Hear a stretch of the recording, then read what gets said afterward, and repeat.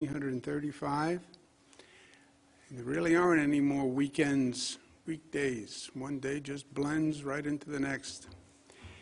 Good news, the post-holiday surge reduction continues. Surge reduction, confusing language. Post-holiday surge reduction continues. The reduction continues. Numbers are down. Positivity 4.65, lowest since December 11th. December 11th is where you started to see the holiday surge go up after post-Thanksgiving hangover surge.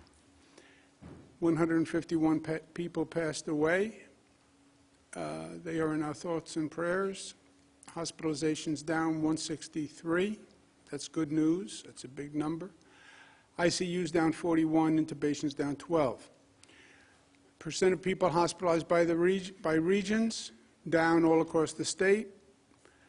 Finger Lakes, Long Island, still the highest hospitalization rate. Finger Lakes has been a problem for weeks. Long Island for a shorter period, but we've been seeing Long Island problematic relative to the rest of the state. Now you can say, well, Finger Lakes are down, Long Island is down from where it was. True. But from our point of view, it's relative across the state and who's highest across the state, and that's Finger Lakes and Long Island. Positivity, highest rate, Long Island, Mid-Hudson. In New York City, the Bronx, and that has been a continuing trajectory. Staten Island has made good progress. Manhattan has always been low.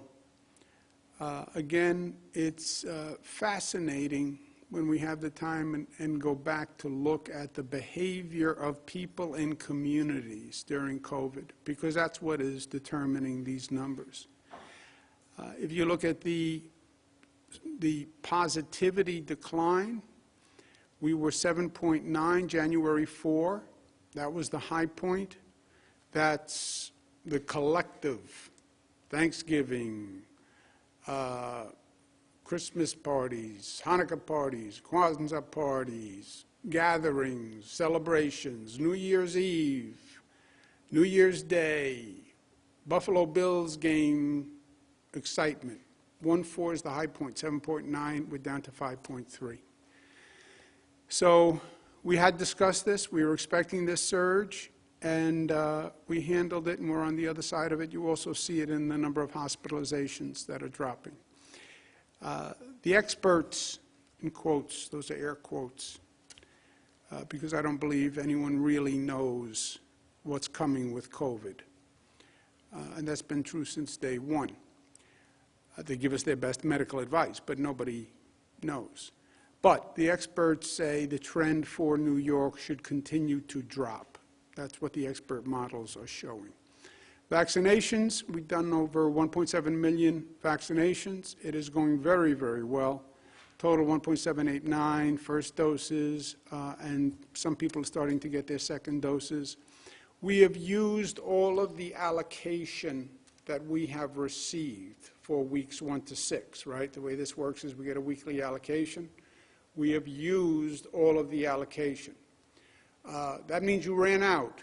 No, calm down. I didn't say we ran out. We've used the allocation we've received. We then start to receive the next week's allocation, which comes in during the week. And that's where we are now. We get another 250,000 doses. That's starting to be delivered. So we will start to, we're going to be using that new vaccination allocation. Again, local governments, don't schedule any appointments until you know you have an allocation from the state, which means we get the allocation from the federal government. We then tell the local governments what their vaccination is. Vaccination usage rate, needles in arms, is much higher than it was. Again, we're at 100%, but you still see a differential across the state. And places that are lower than 100%, you know, I'd like to see every region at 100%. We are going to get 16% more doses from the federal government. That is good news. That will come next week and for the following 2 weeks. We did this on a call with the White House. The governors have been pushing the federal government for months to give us an allocation of what we're going to get in the next few weeks so we can plan. This is incredibly difficult, if not impossible, only to tell me what I'm going to get next week, and then I have to scramble to get the distribution for next week.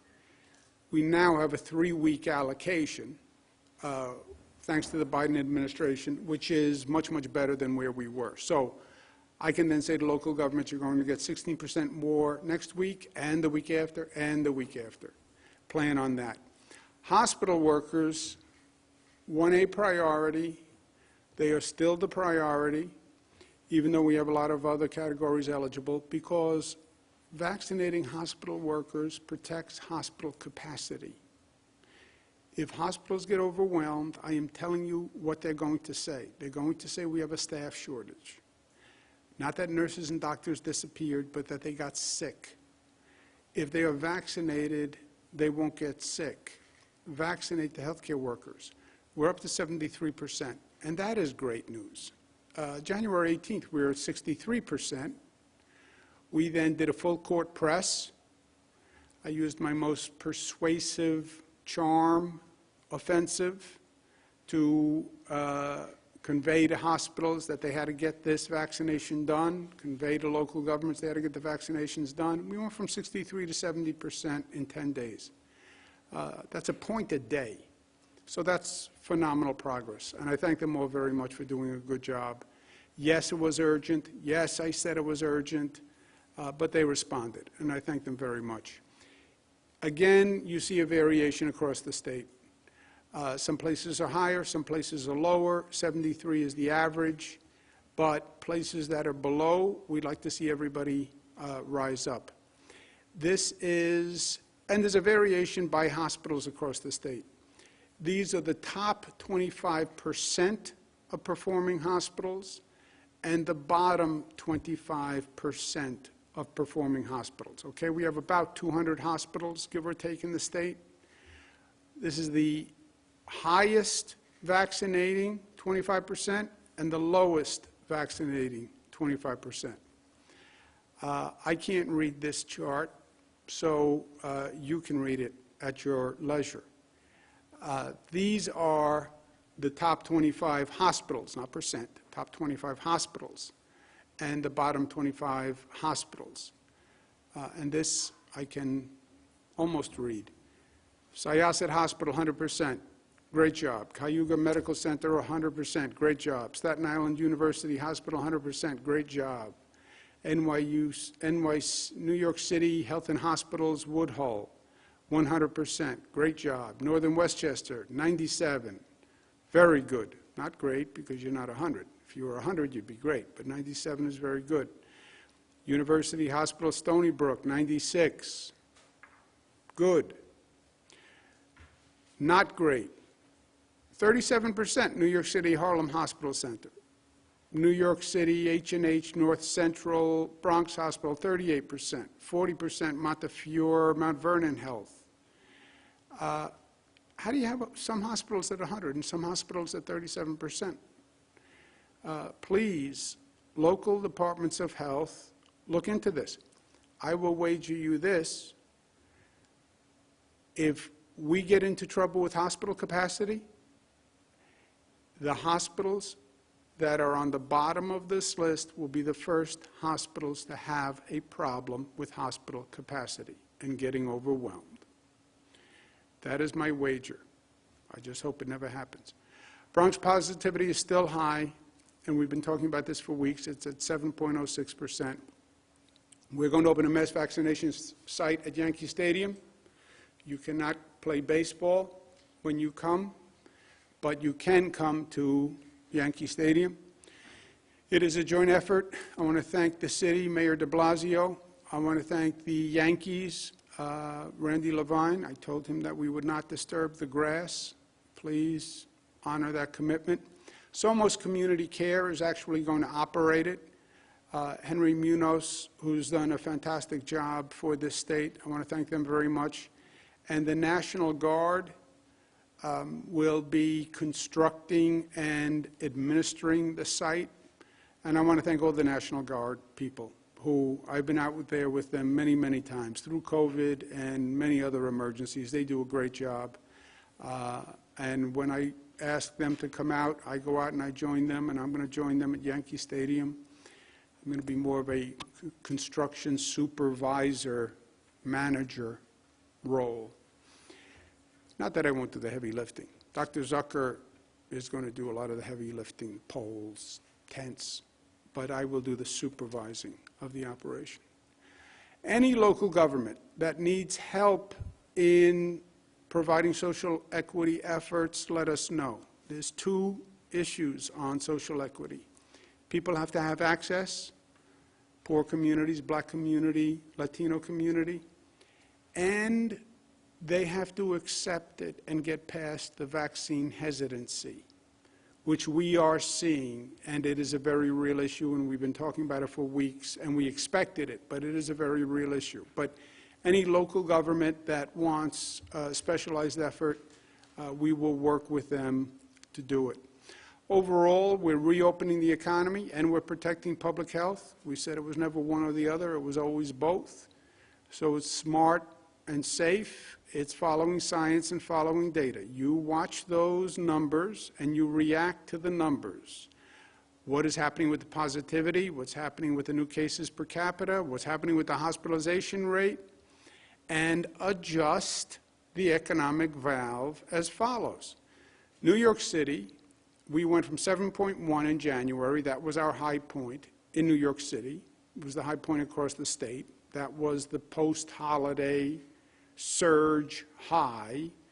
We're down to 4.9%. And again, all the models project that number to continue to drop. New York City restaurants, on our current trajectory, we can reopen indoor dining at 25% on Valentine's Day. The restaurants want a period of time so they can notify workers, they can get up to speed for indoor dining, order supplies, etc. So we're saying indoor dining 25% on Valentine's Day. Going forward, we are very excited about the possibility of reopening venues with testing. We demonstrated it in Buffalo at the Buffalo Bills playoff game. 7,000 people tested before they went into the stadium. We've had virtually no cases of spread from that game, 7,000 people. We're not going to have the full vaccine for many, many months. In New York, we want to use testing as the key to reopening events. And we tested it in Buffalo, and we want to start to extend it. We're going to extend it in the New York State safe marriage receptions. Promise of marital bliss is returning. All patrons who attend the event will be tested. You can have 50% capacity of the venue, up to 150 people. It has to be approved by the local health department, and this will go into effect March 15th. We are developing more rapid testing capacity all across the state. We're also developing an app which a person, once they receive the test, can have on the app. So we're excited about this. We're also developing guidance, much like marriage receptions, for events where you can do testing and you can do monitoring, and the local health department can regulate it. So New York says, I do. I don't want to create any pressure for anyone, especially undue pressure.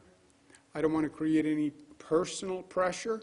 I don't believe that's government's role to create personal pleasure, but here's an idea that you may want to consider. Restaurants are opened on Valentine's Day. You could make a reservation now or plan dinner on Valentine's Day. You propose on Valentine's Day. And then you can have the wedding ceremony March 15th, up to 150 people. People will actually come to your wedding because you can tell them with the testing it will be safe. Everybody there will have been tested and everybody will be safe.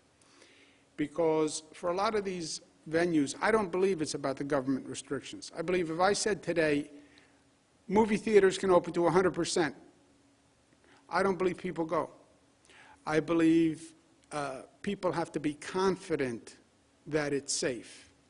And if you can say everyone in this reception is going to be tested. Again, no pressure, but it's just an idea. Get engaged on Valentine's Day, on the restaurants reopening, and March 15th, you can have the wedding, 150 people. New York State is exploring a low-cost New York State engagement ring that we would actually make available. It has a little heart on it, little I love New York, little COVID remembrance. That's not true. General caution on all of this. We make decisions based on facts, based on the numbers. New York City numbers down. These numbers are now down. But facts change. It sounds inconsistent. We like to think a fact is always a fact. No, facts change. COVID facts change dramatically, and they change often. There's now another new term in the COVID lexicon, variance of interest. Variance of interest. That's a new one. Variance of interest refers to these new strains that are popping up that we are just learning about, the UK strain, the Brazil strain, the South Africa strain, and medical experts are saying these strains could take over, they could be dominant, they could increase the infection rate. 6 weeks, you could have a dominant UK strain that could increase the infection rate. South Africa strain may be more resistant to a vaccine. I understand all the possibilities. And if there are facts, and if the facts change, then we will have a different situation. One fact, one state response that is a given, basically our precaution, if any area's hospital capacity hits 85%, then we go back to restrictions, right? Because hospital capacity is the red line. That's when you're in the danger zone. Hospital capacity, that's why I'm so persistent on the vaccination of healthcare workers. But we are subject to the facts if the facts change. I mentioned this the other day. I had a conversation with one of my daughters who has all sorts of what-if scenarios. What if it's true about the UK variant becomes dominant? What if the South Africa strain is vaccine resistant? What if the Brazil strain connects with the UK strain, connects with another strain? What if this, what if this, what if this? Yeah, there are possible scenarios that could develop that are problematic. That is true. This is the same daughter who said, don't tell me to relax, tell me why I should relax. I understand the anxiety. I feel the anxiety. I don't like knowing what is going to happen in 3 weeks or 4 weeks or 5 weeks or 6 weeks. I don't like the feeling of being out of control. I don't like the feeling that you can wake up any morning and there's going to be a headline that says there's a new variant that is vaccine resistant. There's a new variant, because this virus is mutating all the time. If there are not 5 or 6 mutations of this virus, there are hundreds and hundreds of mutations of this virus. And remember, the flu virus, every year you get a new vaccine because it changes a little bit.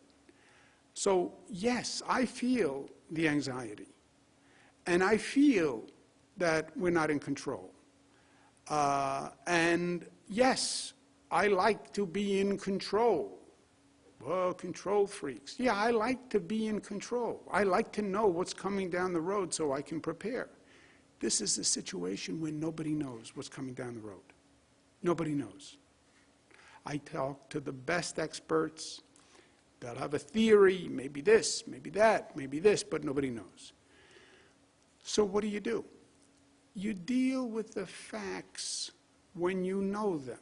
If the numbers change, we change. If the enemy changes, we change. If the infection rate changes, we change. If a variant comes, we change. Well, why should I feel calm about that? Because we have proven multiple times that we can manage changes that develop. We managed the greatest change in this country. This state had more infections at one time than any country on the globe. This state. And we were alone when we got ambushed. And COVID came and nobody knew. It was here for months, nobody knew. We dealt with it. The infection rate went crazy.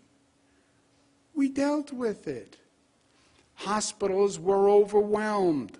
We were right on the brink of hospital capacity collapse, like California, like Italy. But it didn't happen because we handled it. We handled the fall surge. We handled the holiday surge. If the facts change, we will handle it. Should it relax us? No, it doesn't relax me. But I believe whatever happens, we can manage it because we have already managed the worst that has happened in this country. So I'm confident that if the facts change, the circumstances change, we will manage it. I can't predict what it will be, but I am confident that whatever it is, we can handle it. The reality on the vaccines, all of this is subject now to the production capacity of private drug companies and the United States' ability to procure. It's not about distribution. We have far more distribution capacity than we have supply. We have thousands of distributors and more distributors that can be brought online. The question is not really supply. The most accurate way to say supply is it's a question of production. United States government right now is a pass-through, right?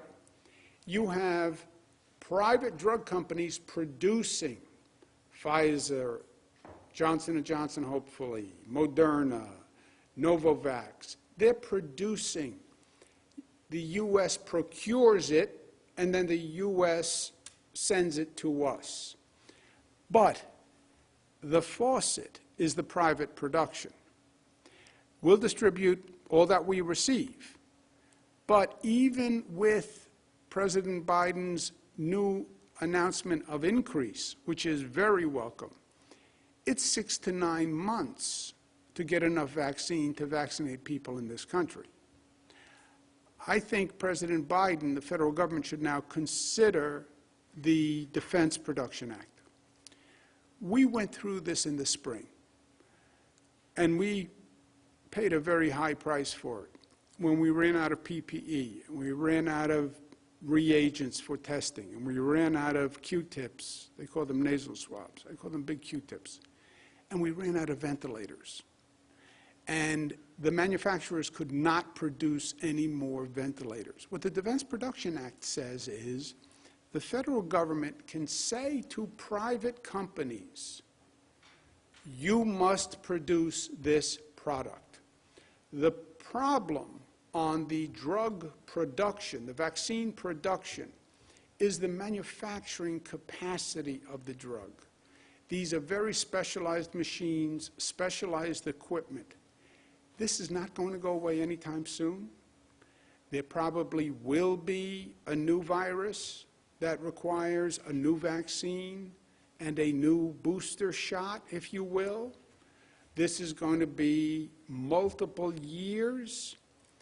Use the Defense Production Act. Let's increase our manufacturing capacity of the drug. This is a war. The Defense Production Act was used in wartime. That's what the previous administration said to me. Well, that's for wartime. This is wartime.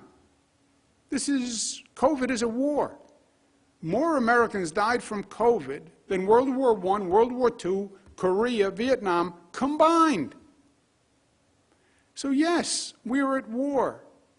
Use the Defense Production Act, because this is not about the next 6 to 9 months. This is about the next 2 to 3 years. New York State needs federal fairness. They're discussing the COVID relief package now. We need $15 billion in federal relief, and we need SALT repealed. On the COVID relief, finally, President Biden, thank you, put in state and local financing, $350 million. The governors, Democrat and Republican, have been calling for that for over a year. We need 15 of the 350. We need 15 of however they make the sausage between the Senate and the House. We need $15 billion in federal relief. And this is a fair request. New York State was ground zero. New York State had a different problem with COVID than any other state. That is a fact. Yes, I am the New York governor, and yes, I fight for the people of New York. That is my job. I represent the people of the state of New York, and I will fight for them and advocate for them. But I have no problem saying to any governor in this state, which I have, New York had a different problem than you had. New York was ambushed. New York got hit harder. New York was hurt by the federal negligence for letting the damn virus come here without telling us. New York lost more people. New York was the laboratory for all the other states to watch, so they had notice. New York was ground zero. We expect fairness from the federal government, but we also demand fairness from the federal government.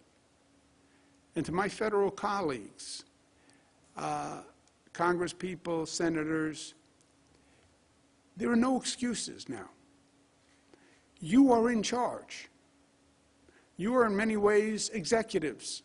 The buck stops with you. Democrats control the Senate, Democrats control the House. We have a Democratic president. This is a different time in history. There is no one to point the finger to. We need you to deliver for New York. And when it comes to SALT, SALT was just a political theft. What they did in the federal government was they increased our taxes and they gave it to Republican states because they had Republican control. And their theory was, if you can do it, do it. It wasn't fair, it wasn't just.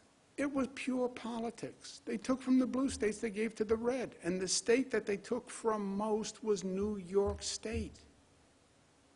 And New Jersey, and Massachusetts, and California, and Connecticut. They took the most from those states. And those are all northeastern states. And it hurt the northeastern economy. And they gave it to the Republican states.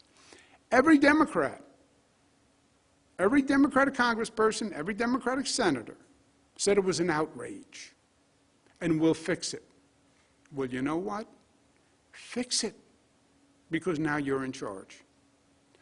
I'm going to organize a national SALT repeal effort, because this is not just about New York. This is about all the states that were hurt. Public safety is a top priority. We want to talk about the economy coming back. The economy does not come back unless people know it's safe. Cities don't come back unless people know cities are safe. That is a blunt truth.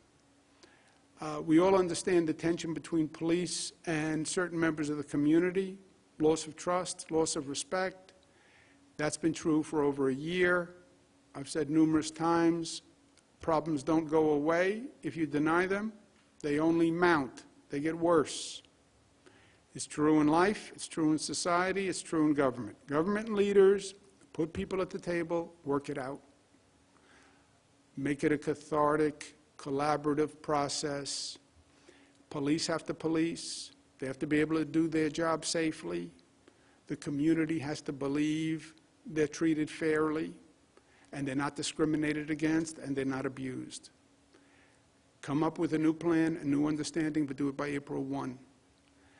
April 1 is only 62 days away. Many localities are doing a great job. We have other localities that are trying to ignore the problem. The problem won't go away. Ignoring it will not address it. It's a failure of leadership. And the problem will only compound because in April 1, that locality will not be eligible for state funding. So, 62 days. Bottom line, the vaccine is scarce. Everybody wants more. And I said when this started, everybody's going to say the same thing, including me. Everybody wants more. When I get on the phone with the White House, I say, I want more. Every county executive says it. Every group says it. The vaccine is scarce. We are rationing the vaccine. That is what we are doing. And we're rationing it fairly. There are 1.3 million healthcare workers. They get 21%. There are 1.7 million essential workers. They get 27%. There's 65 plus 3.2 million. They get 52%. That's the percent of the population they are. I'm not picking a healthcare worker over an essential worker over a 65-plus person. We're doing it fairly by population because every life is as valuable as every other life. And these were the national priorities that were set, and we're doing it fairly. And I feel good about that. I'm saying to my local colleagues, don't play politics with vaccines. Don't play politics in this moment.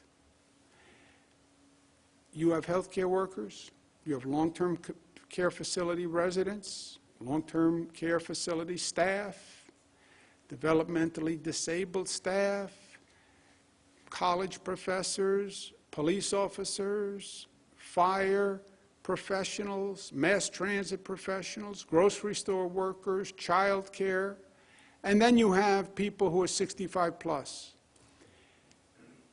It is divisive for a politician to say, well, I think police should get more. I think grocery store workers should get more. I think nurses should get more. It's divisive and it's cheap. Yes, you want to be a hero to the police? You say, I think the police should get more. It's cheap. Because if you want to be honest, you think the police should get more? Who on the list would you take it from? Would you take it from the nurses? Would you take it from the doctors? Would you take it from 65 plus? It's a zero-sum game. You can't stand up and play hero to any one group on that list.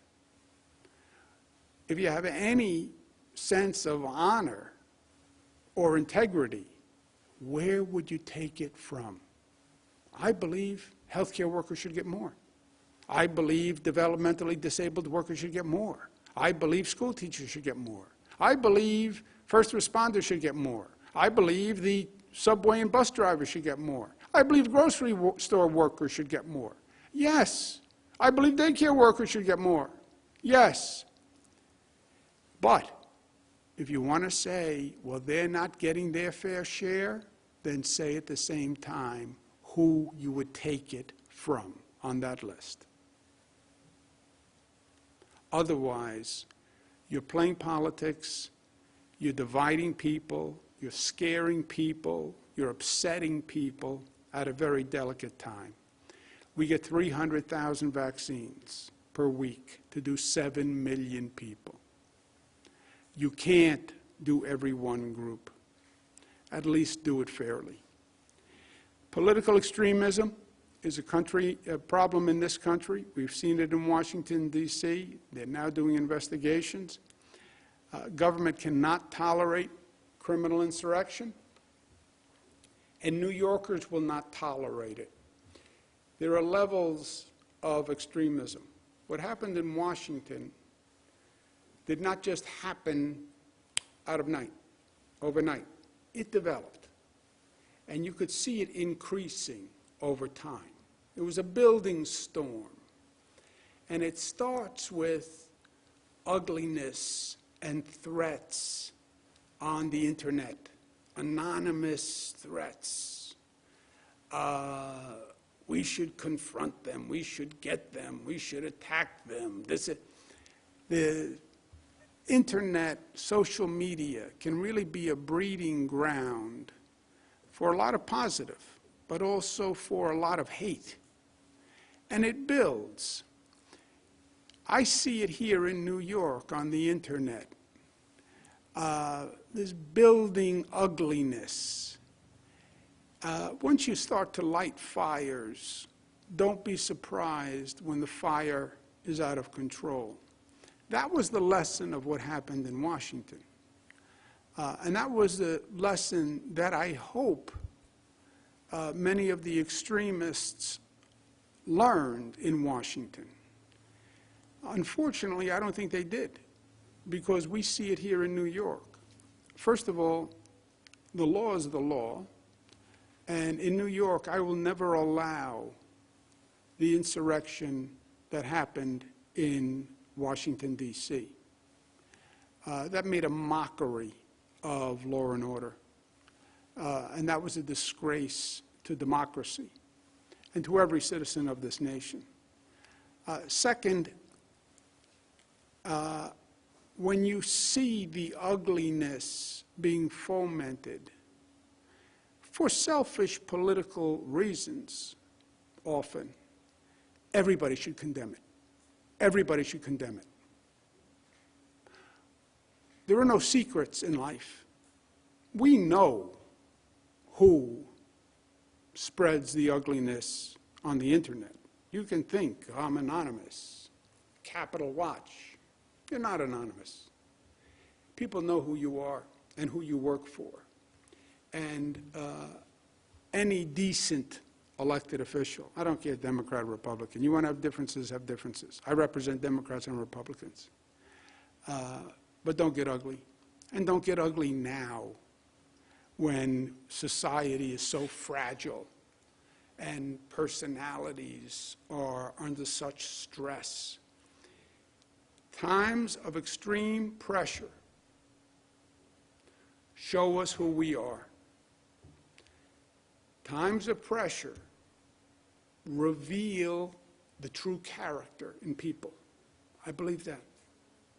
Over this past year with COVID, I've learned so much about individuals, about myself, and about society, and about New Yorkers.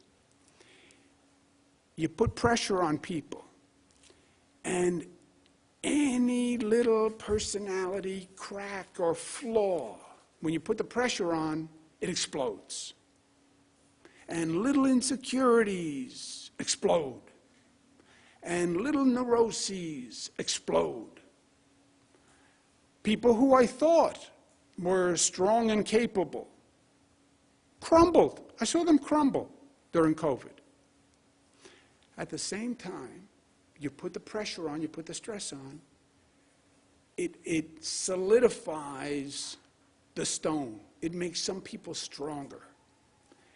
And I've seen people rise up and really respond to their better angels. New Yorkers, by and large, did that.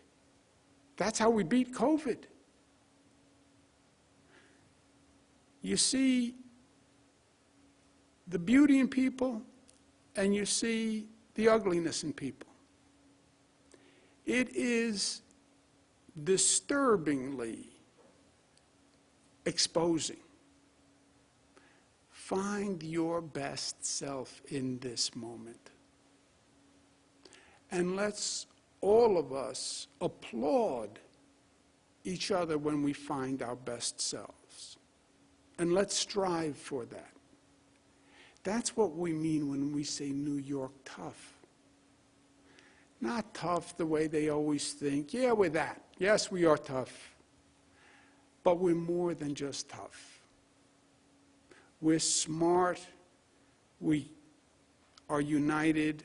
We're disciplined. And we're strong enough to love.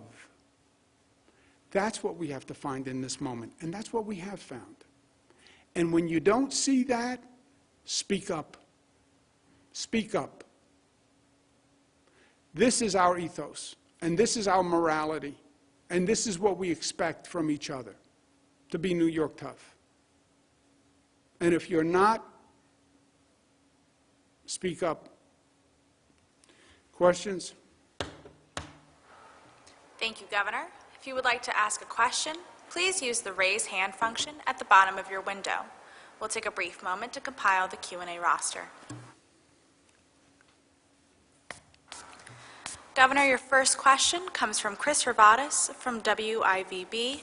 Chris, your line is now open. Please unmute your microphone. Good afternoon, Governor.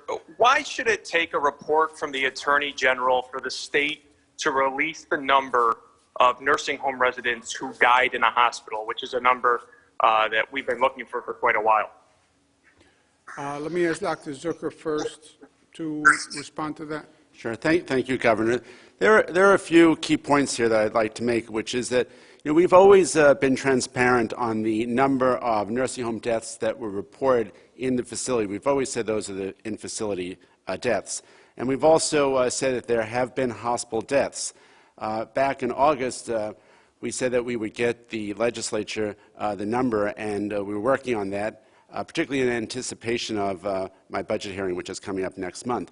But when I saw the Attorney General report, decided that we need to finish that up quickly and get these numbers out in real time.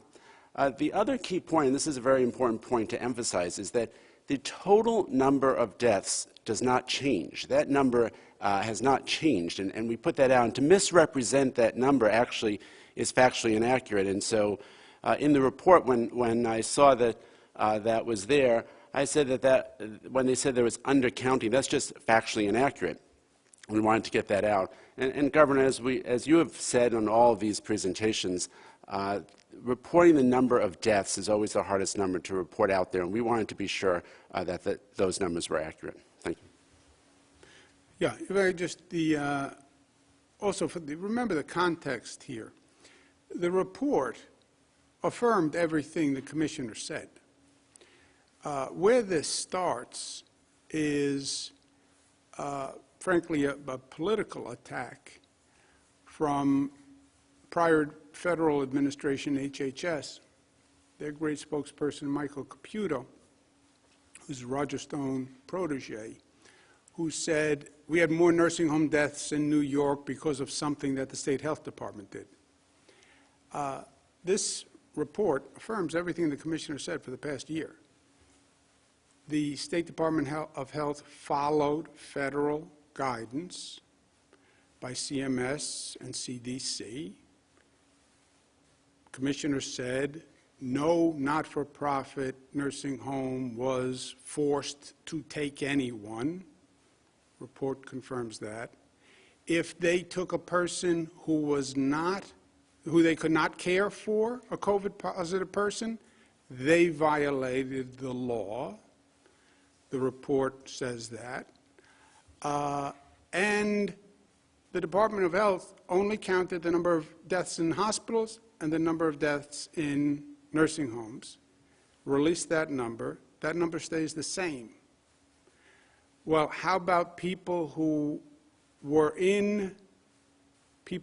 transferred from a hospital back to a nursing home? That number, the department was correlating, because you have to get that from the nursing homes. And the report also says the information from nursing homes is often incorrect. And that's the number to date. But it's an ongoing process. Next question. Governor, your next question comes from Jennifer Lukey from WHEC. Jennifer, your line is now open. Please unmute your microphone. Good afternoon, Governor. Your staff is often unapologetically aggressive when it comes to defending your policies, particularly on social media. But in this case, many of the people who disagree with how this whole situation was handled with the nursing homes have a very personal connection to it. They've lost someone in the pandemic tied to a nursing home. So the policy aside, who was right, who was wrong, just as a father, as a son, what would your message be to those families today? What I would say is everyone did the best they could. When I say the State Department of Health, as the report said, the State Department of Health followed federal guidance. So if you think there was a mistake, then go talk to the federal government. It's not about pointing fingers or blame. It's that this became a political football, right? Look, whether a person died in a hospital or died in a nursing home, it's the people died. People died. I was in a hospital, I got transferred to a nursing home, and my father died. My father was in a nursing home, got transferred to a hospital, and my father died. People died. By the way, the same people are dying today. 96% of the people who die are older people with comorbidities, which happens to be the population that lives in nursing homes. It's continuing today, even with all the testing that we're doing. If you look at New York State, we have a lower percentage of deaths in nursing homes than other states. A third of all deaths in this nation are from nursing homes. New York State, we're only about 28% only, but we're below the national average in number of deaths in nursing homes. But who cares? 33, 28, died in a hospital, died in a nursing home. They died. And I dealt with the loss of my father. The pain is so incredible and inexplicable, and why,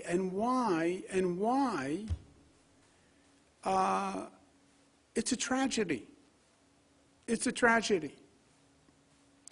And I understand maybe the instinct to blame or to find some relief for the pain that you're feeling. But it is a tragedy, and it's a tragedy that continues today. I believe everybody did the best they could. I believe the federal government, CDC, I believe they gave the best guidance they could. I believe they give the best guidance they can today. I believe the State Department of Health, they gave their best guidance and made the best decisions on the facts they had. But it doesn't mean people didn't die, and it doesn't mean people won't die today, and people won't die tomorrow. And it doesn't mean that I'm not going to get up here tomorrow or Monday and read a death number on that screen and think about the 100 people who died and then the hundreds of family members who were home crying that day. And that's going to continue. That is the curse of COVID. Can you protect old people with comorbidities from COVID? Totally? No. No. If we could, it would be over. If it wasn't over last year, it would have been over by now, right? It's still not over. So I understand the pain. I understand the search for answers. But it was a tragedy. And I feel the anguish and I feel the pain. And I get the anger. My father died. I wish I had someone to blame. It would have made me feel better, maybe. But they're in my thoughts and prayers. I believe, why COVID? Why did God do this? I don't know. I don't know. But it was cruel and it was terrible, and it still is.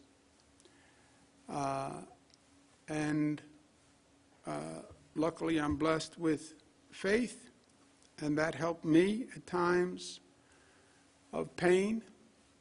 But my heart goes out to each and every one, and I feel it personally.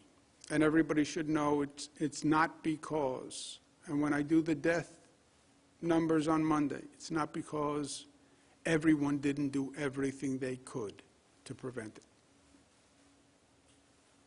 Next question. Governor, your next question comes from James Ford of WPIX.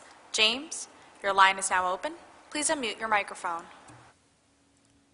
Thank you, Governor. Appreciate the time. Regarding the lifting of the indoor dining ban in New York City, some restaurateurs say that 25% capacity still isn't enough to save their businesses. What's your message to them? Also, your presentation said the production of vaccines needs to be increased, including the Johnson & Johnson vaccine. Its efficacy we're now seeing is at about 70%, so lower than the others that are available. What role could it and any vaccine that might not be able to protect against new strains of the virus, what roles can they play in the state's vaccination program, sir? Yeah, 2 points. First, some restaurants say 25% isn't enough. Look, 25% is better than zero, and that's where we are now. If the numbers continue to get better, that number will go up. If hell develops and the sky falls and a new variant explodes onto the scene, then we'll have the opposite problem statewide. But if the numbers continue to get better, then we will continue to increase the numbers, right? It's an economic metric. It's a number. Well, 25% isn't enough. You can't find the business owner who will say they don't want to do more. You won't find a school that says they don't wish they could be at 100% occupancy. You won't find a theater that says they won't be at 100%. They'd rather not. They'd rather be at 100% occupancy. That's true for every business in the state. That's true for every business in the country. That's true for every country on the globe. If you ask people, well, do you want to get COVID? Every person will say no. All right, so balance those two facts, right? Balance the fact that old people with comorbidities, COVID is almost a death sentence. Balance those facts, and that's what we're trying to do. So 25%, if the numbers keep coming down, then we would increase to 25%. On Johnson & Johnson, let me just make sure we're clear. I'm not commenting on any one drug's efficacy or effectiveness. I don't believe Johnson & Johnson is even approved yet. It's supposed to be in the pipeline to be approved. It has certain advantages, single dose, no cold storage, which is a big deal. But I don't know, we're not in charge of, I have no knowledge about the efficacy against strains, how it compares to Pfizer, how it compares to Moderna. My point is, what the Defense Production Act allows a president to do is increase manufacturing capacity. And I think we're going to have to increase manufacturing capacity for the best of these drugs to get to scale. Because what is controlling everything, and what you're going to hear for the next 6 months from every state, from me, if we had more, we could distribute more. If we had more, we could vaccinate more. If we had more, we could vaccinate more. All this pent-up frustration.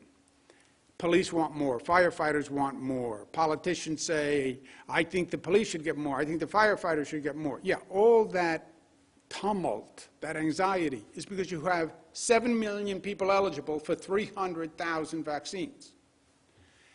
That's the situation that the federal government created. All those 65-year-olds who can't get a vaccine, that's not going to end until the production increases. And I don't believe we're talking about 6 to 9 months. I believe this virus is going to be around a long time. And I believe it will mutate. And I believe it's not inconceivable, but that you're going to need different vaccines or booster shots in the future.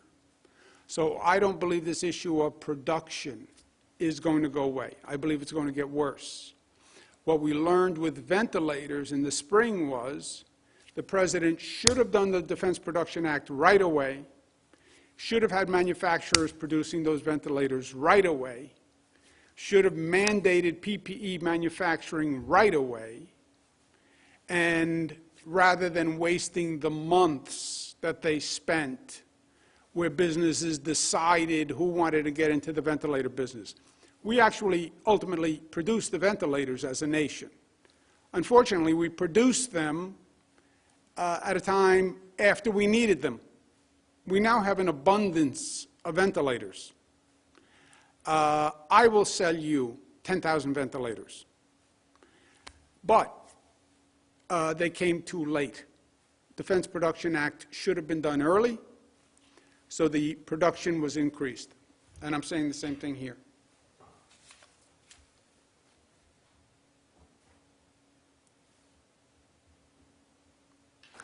Governor, Next question, operator. Governor, your next question comes from Julia Papa of 1010 Wins. Juliet, your line is now open. Please unmute your microphone. Okay, thank you. Good afternoon, Governor. Actually, I have 2 questions. Why did you count hospital deaths separately from nursing home deaths, and going forward, is there a plan to do that differently? And also, given the success of the Buffalo Bills game and testing and allowing wedding receptions, what are your plans for baseball and for Broadway?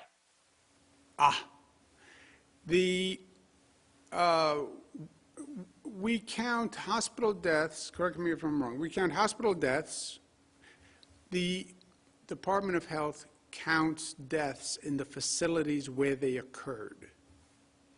So if you die in a hospital, that's the hospital death number. If you die in a nursing home, that's the nursing home number. You add the 2 numbers together, that's the total death number. And that's the way they've been doing record keeping. Is that right, Doctor? Why don't you, because I'm... Sure. The governor is correct about that. And you have to remember historically, when this began, most people were dying in the hospital, right? Initially, before we had the situations in the nursing homes, people were transferred to the hospital, and then we were tracking the hospital numbers. And then we realized that people were dying in the nursing homes, we tracked those numbers. But it's important to know where someone dies and to put that down. As the governor said, we track both of them, and then we add them together. point that I want to make. If you all recall, since the beginning of this pandemic, the federal government never gave any state clear guidelines on how they should be reporting anything, frankly. To date, 13 states report absolutely zero data on nursing home deaths, and only 9 states in the country, New York being one of them, gives the presumed number. So I would argue at this point, New York puts out more data on deaths than any other state in the country. And at the beginning of this, when it was a real crush, you had nursing homes reporting deaths, you had hospital reporting deaths, and I remember DOH was trying to determine whether or not there was going to be double counting. And the cleanest way to do that was to say, do it where the person died, and then after the fact, we'll go back and do a full audit, which is what's happened now. Yeah. But you're right, Julie. The numbers, the bottom line number doesn't change. You die in a hospital, you die in a facility, you add that together, that's your total number. Well, we want to look at sub-numbers. How many went from a hospital to a nursing home? How many went from a nursing home to a hospital? How many were in both? They're talking about sub-numbers within the total number. Again, we started with this theory that the State Department of Health did something wrong when it came to nursing homes, but the report says, as a matter of fact, they didn't, which is what the commissioner said all along. The baseball theaters, first we have a whole pop-up arts program, which is going to operate separately, which is going to jumpstart the arts, especially in New York City. And I announced that in the State of the State. I'm going to have more to say about that in the next couple of weeks, but that's going to be exciting. That is, how do you jumpstart the arts in a specific sort of one-off way, right? Just to get the energy back up and the entertainment back up, and you have actors who haven't worked in a long time and musicians who haven't worked, so finding venues that are safe, outdoor venues, very creative. And that's the pop-up arts effort we're going to have. On theaters, baseball season, first you have to look at where we are with the overall trajectory and the numbers, but I believe this testing before has a lot of promise. And it can't be we wait for the vaccine because it's too long. And my argument has been, and we tried it with the Buffalo Bills, if you test people before they go in and you know they're negative, then you have a certainty about the virus, right? If you don't have it, you can't spread it. And Buffalo Bills was sort of an extreme demonstration because it was 7,000. Now it was outside, but it was 7,000 people. We're now applying that to marriage ceremonies. 150 people, 50%, but you're tested, but the local health department approved it, monitored it to make sure you were tested. Could you start to apply that to different venues? I say yes. What do you need? More rapid testing, which we're working on, and proof that you took a test. But I think the rapid testing is going to be a key to reopening the economy. Next question, operator. Anyone have anything to add? Anything I said in the statements of facts? Too much pressure on the marriage with the Valentine's Day? Sorry. Bad joke. Next. Governor, your next question comes from Dave Evans at WABC. Dave, your line is now open. Please unmute your microphone. Governor, can you hear me? Yes, sir, Dave. How are we doing? Hey, I like your Valentine's Day idea, but I wanted to ask about, if I could for a second, jumping back to the nursing home. My question is, when we look back at that period of May, June, and July, when the deaths were so high, and folks weren't segregated when they came from the hospital back to the nursing homes, do you wish that things had been handled differently, that you had better guidance from the CDC or from the health department that things were handled differently? Well, David, let's make sure we're clear on the facts. The federal guidance said that people who were in hospitals but who were presumed not contagious could go back to a nursing home which could handle them. Not all nursing homes can handle them. And the nursing home had to, by law, say that they could handle those people.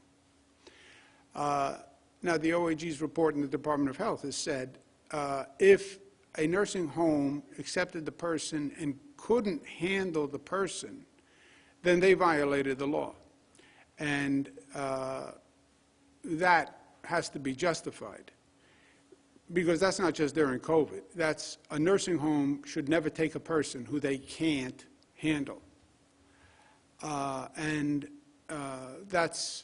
an ongoing concern, because if they accept a COVID person, do they accept a person with pneumonia? Do they accept a person with any disease that they can't handle appropriately?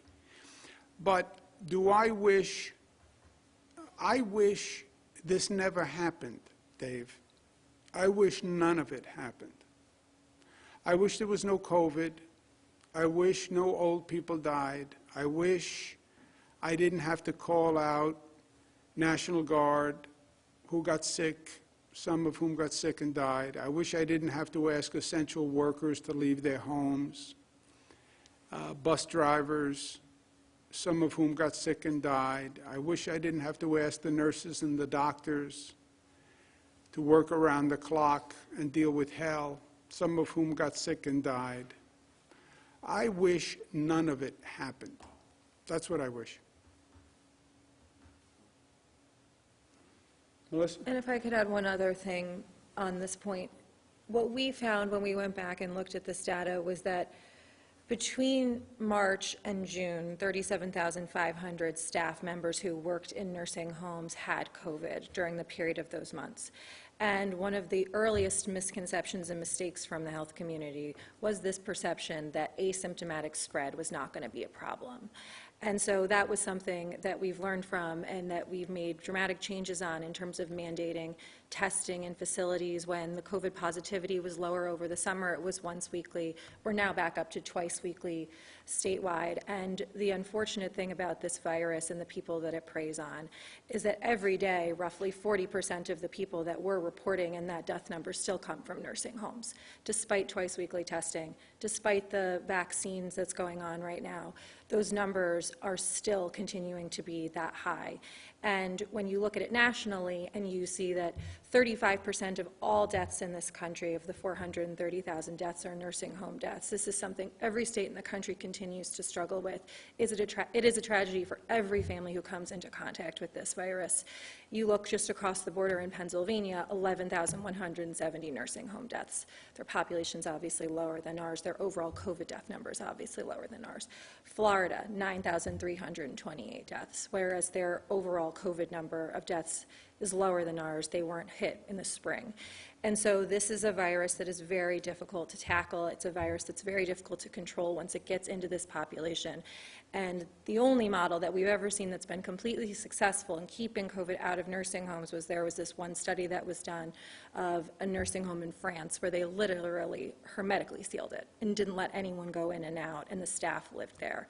And short of that, this is something that is very difficult, although we all get up every morning striving to do better and striving to make sure that these nursing homes are doing better for the families that they serve. Yeah, and Dave, let me add something else. What do you wish? When I say experts, in air quotes, it sounds like I'm saying I don't really trust the experts, because I don't. Because I don't. You want to talk about making mistakes. How did COVID come here for 3 months and nobody knew? How did COVID leave China, go to Europe, and come here? And all these federal watchdogs, nobody knew it. How did you let New York sit here for 3 months, receiving passengers from Europe who had the virus and nobody knew? How did you tell us that to spread the disease you had to be symptomatic, which meant the sneezing, the coughing, That's how it spread. Only to do a total 180 degrees later and say, oh, by the way, you can be asymptomatic and spread it. What? That's all the difference in the world. It got into nursing homes because it was here before anyone knew. It was brought in by staff. It was brought in by visitors. Once it was here, they said it was spread by symptomatic people. That was untrue. It was also spread by asymptomatic people. But then to play politics with it the way they did, that was mean. That was mean. When the Trump administration was trying to divert blame, so they said, well, the states,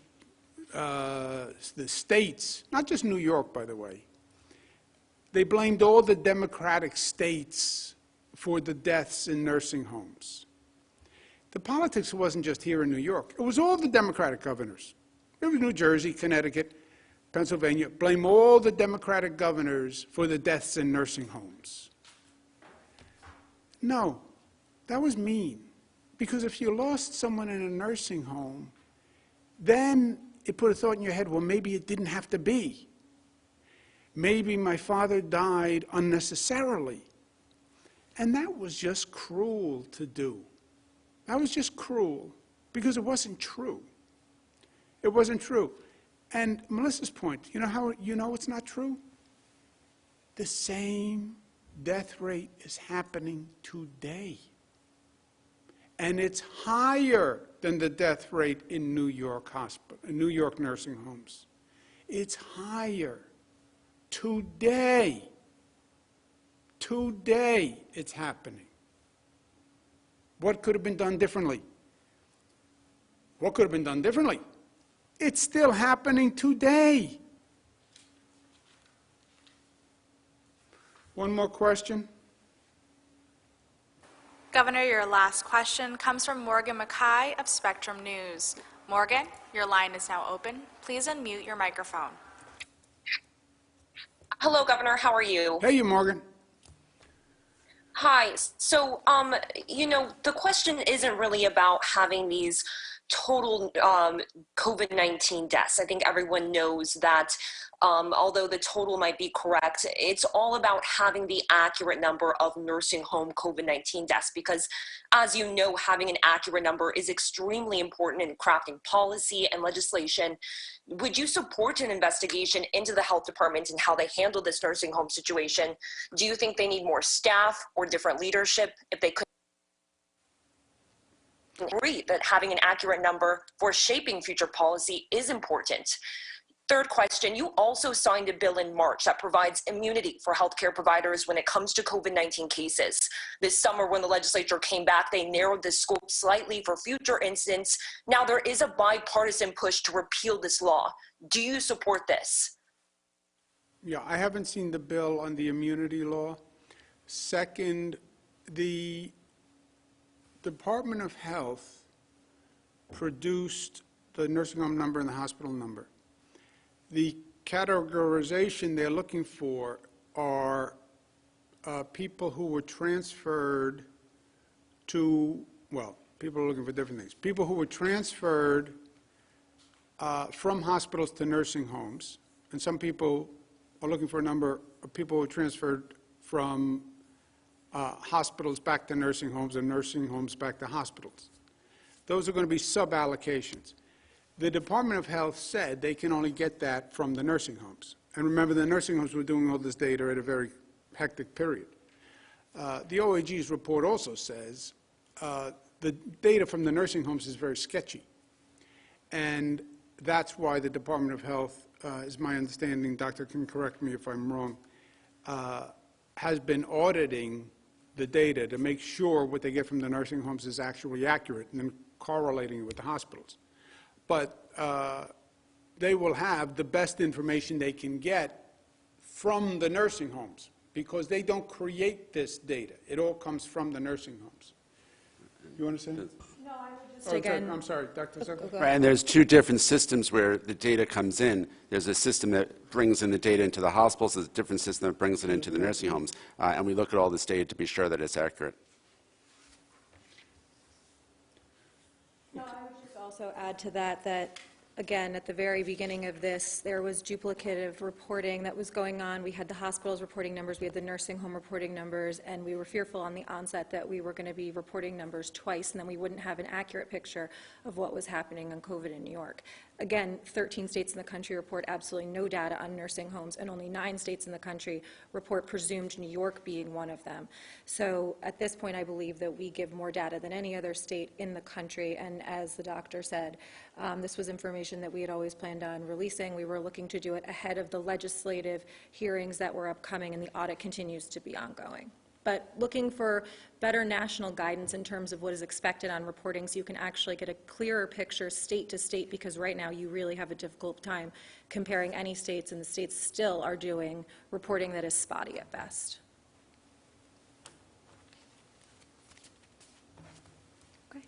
Okay, operator, all of you guys, thank you very much for taking the time today. Have a good weekend, and we will talk to you next week. Thank you.